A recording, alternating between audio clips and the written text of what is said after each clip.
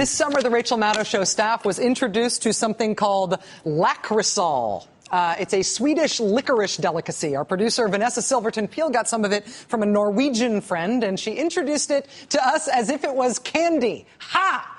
We tried it, and it tasted flipping awful. Bitter in an extremely salty way. It was like a gagatorium in the Rachel Maddow Show office when everybody tried their lacrosol.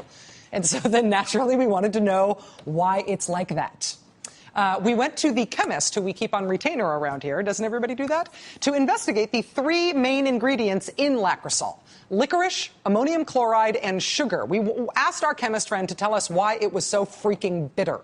We tested its acidity in a not very scientific lab experiment in our office kitchen. We came up with an acidity level for lacrosol of pH 5.92.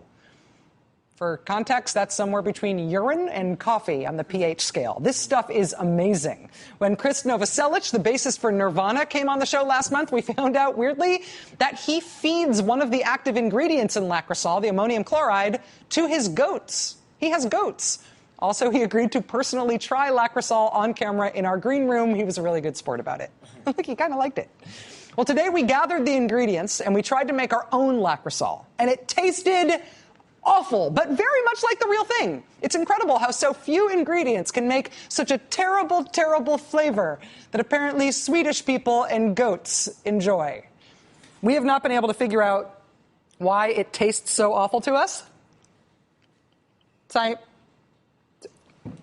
me. Scientists we spoke with said that it's basically a lot of scientific mystery. It could be the ionic, battery-like taste of ammonium chloride. It could be the combination of the three ingredients turning into some weird new taste. Or it could just be a matter of us not being Scandinavian. But it has been awesome to try to figure out why this horrible thing exists in the world and what it is. So in any case, in honor of the truly awful but apparently marketable taste that is lacrosol, this is a thing that exists in the world, we're having a cocktail moment to honor the licorice flavor that is in it, but to also wash it away with delicious booze.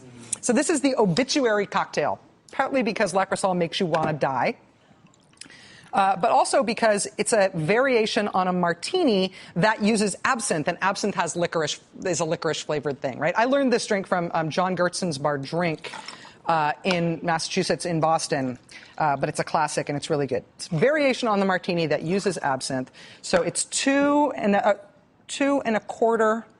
I'm making 2 1/4 ounces of gin. It's a 1/2 ounce of dry vermouth, which is the white one. And then it is 1/4 ounce of absinthe. And we're using this great St. George absinthe. 1/4 ounce. And then you essentially just prepare it the way you would with a martini. And what did you learn wrong from James Bond?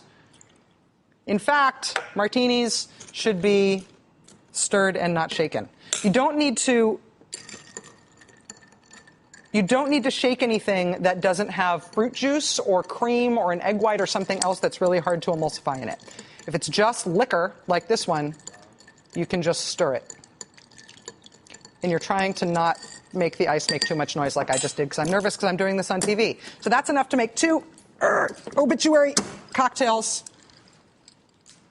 And even just a taste of an Obituary cocktail is enough to rescue you from the living death that is lacrosol. Scandinavian people, we love you, but boy, do you have really, really bad taste. All right. That does it for us tonight. Oh, better already. We will see you again Monday night. But right now you have to drink up because you are late for prison.